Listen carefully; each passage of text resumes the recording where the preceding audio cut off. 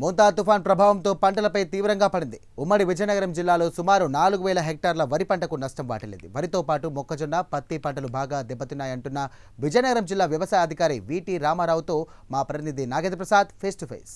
మోంతా తుఫాను ప్రభావం విజయనగరం జిల్లాలో పంటలపై కూడా పడిందని చెప్తూ ప్రధానంగా ఈ ఏడాది మనం చూసినట్లయితే వరి 1,07,000 హెక్టార్ల వరకు కూడా పంట వేసినటువంటి పరిస్థితి. మరోవైపు ఉద్యానవన పంటల మీద కూడా ప్రభావం ఉంది. ప్రస్తుతం మనం వ్యవసాయ శాఖ అధికారి మన విటి రామారావు గారు మనకు అందుబాటులో ఉన్నారు. వారిని అడిగి అసలు ఈ తుఫాను ప్రభావం ఏ మేరకు వరి పంట మీద కానీ ఇతర పంటలపై ఉందనేటువంటి తెలుసుకునేటువంటి ప్రయత్నం చేస్తాం. ప్రధానంగా సార్, ఈ వరి పంటకు సంబంధించి ఎటువంటి నష్టం?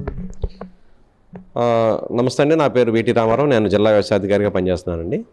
ముఖ్యంగా మనకి ఈ మోంతా తుఫాను అధిక వర్షాలు మనకి జిల్లాలో రికార్డ్ అవ్వడం జరిగింది.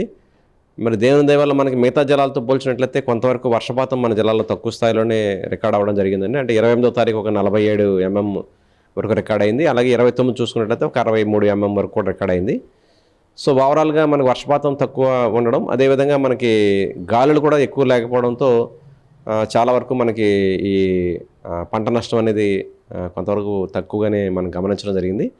కానీ మరి జిల్లాలో మరి మనకి ముందుగా మన పంటలు వేయడం మూలంగా ఈ పంటలన్నీ కూడా మరి కొంతవరకు అవి పూత మరి అలాగే మన గింజ గట్టిపడే స్టేజ్లో అట్లా ఉండడం మూలంగా కొంతవరకు నష్టం అయితే జరిగింది. మనం రికార్డ్ చేసింది ఇప్పటివరకు రికార్డ్ చేసింది 2700 హెక్టార్స్ మనము రికార్డ్ చేయడం జరిగిందండి. సో దీన్ని ఇమ్మీడియట్గా మనము ఎన్యూమరేషన్ కూడా చేయమని మనకి గవర్నమెంట్ నుంచి ఆదేశాలు, అలాగే మనకి జిల్లా కలెక్టర్ గారు కూడా ఆదేశాలు ఇవ్వడం జరిగింది. సో ఈరోజు 6 గంటల నుంచి కూడా ఎన్యూమరేషన్ అనేది మనము పంట నష్ట గణన అనేది మనం స్టార్ట్ చేసాం. సో ఇది ఒక 2 రోజుల్లో మ్యాక్సిమం 3 రోజుల్లో కంప్లీట్ చేయాలనేది ముఖ్యమంత్రి గారి యొక్క ఉద్దేశం. సో ఆ దిశగా మనం ప్రయత్నాలు చేయడం జరుగుతుందండి. ఈసారి ఏంటంటే మన ఇదంతా కూడా ఒక యాప్ ద్వారా ఏపీ ఎయిమ్స్ అంటే AP agriculture information management system అనే ఒక యాప్ ద్వారా ఈ యొక్క పంట నష్ట గణన అనేది మనం చేయడం జరుగుతూ ఉందండి. ఇప్పటికే బృందాలన్నీ కూడా గ్రామాల్లోకి వెళ్ళి ఉన్నాయి. గ్రామ లెవెల్ చూసుకున్నట్లయితే మన అగ్రికల్చర్ అసిస్టెంట్, విఆర్ఓ ఒక బృందంగా ఉంటారు. అలా మండల లెవెల్లో తహసీల్దార్ గారు, అగ్రికల్చర్ మండల వ్యవసాయ అధికారి, అలాగే రెవెన్యూ డివిజన్ స్థాయిలో చూసుకున్నట్లయితే మనకి assistant director of agriculture RDO గారు ఒక బృందంగా ఏర్పడడం జరుగుతుంది. ఈ బృందాలు విస్తృతంగా పర్యటించి ఈ పంట నష్ట గణన అనేది తయారు చేసి ప్రభుత్వాన్ని నివేదిక ఇవ్వడం జరుగుతుంది అనమాట అండి. అదేవిధంగా ఈసారి మనకి ఈ యొక్క పంట నష్ట పరిహారం కూడా పెంచడం జరిగిందండి. వరి పంటకు చూసుకున్నట్లయితే 25,000 రూపాయలు ఒక హెక్టార్కి, అంటే మనం ఎకరాన్ని చూసుకున్నట్లయితే 10,000 రూపాయల వరకు కూడా ఈసారి వచ్చే పరిస్థితి అయితే ఉందండి. అలాగే మనం మొక్కజొన్న చూసుకున్నట్లయితే 15,000 రూపాయల వరకు.